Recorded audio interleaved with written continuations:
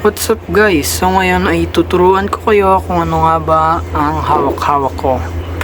At ang hawak ko nga pala ay tinatawag na board o Arduino board. At ang brand niya ay Laughbean. And ang board na ito yung lower part na board o yung tinatawag na R3X1. Then ito naman ay tinatawag na expanding board X1 dahil ang R3X1 ay ang bottom board o yung nasa babang board.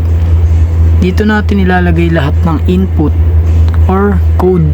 Dito natin ilalagay sa may board na ito.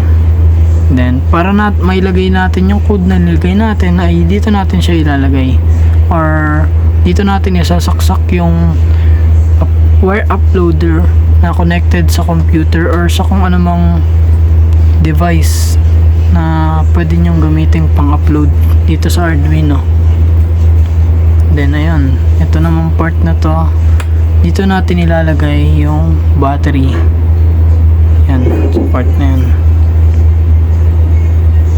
Next, ito naman, itong board naman na to, dito naman lalabas lahat ng in-input nating code dito sa board na to.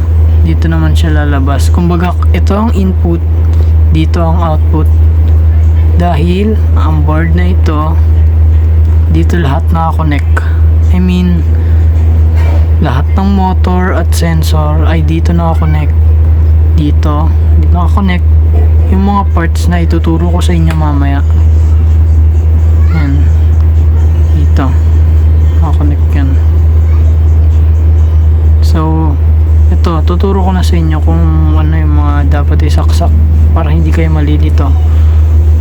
Then, di talaga kayo malilito dahil may mga label na yan. Dito sa part na to, ang isasaksak lang ay ultrasonic sensor. Tuturo ko sa inyo mamaya kung ano yun. Then, ito, line tracking sensor. Dalawa yung line tracking natin na sensor. Kaya huwag kayo malilito sa dalawa na ituturo ko mamaya. Then dito naman sa apat na to, dito nakakabit yung motor. Then to, bat means yan. Bat means battery. Dito natin siya ilalagay. Then ito naman yung kanyang power button. Yan. Then ito, infrared sensor. The next, dito naman nakakabit yung iba pang sensor. Yan, lahat ng pin na yan, dyan natin ikakabit yung iba't ibang sensor. Yan. So ayan, dako naman tayo sa pagkabit ng dalawa. Kailangan pantayan guys, ganyan.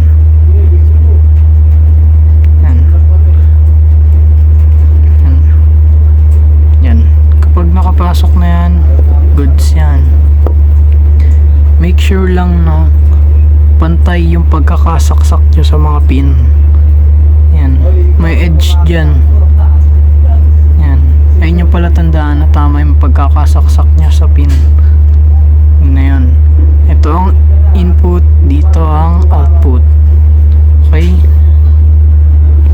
Sa mga hindi nakakaalam kung ano ang Arduino ay isang open source electronic platform based on easy to use hardware. Kumbaga ito yung pinaka basic na hardware na magagamit natin. Then may software din siya. Then Arduino boards are able to read inputs like line sensor, yan, kung ano-anong sensor at motor. Pero itong board kasi na ito ay limited lang yung sensor na pwede nating ikabit.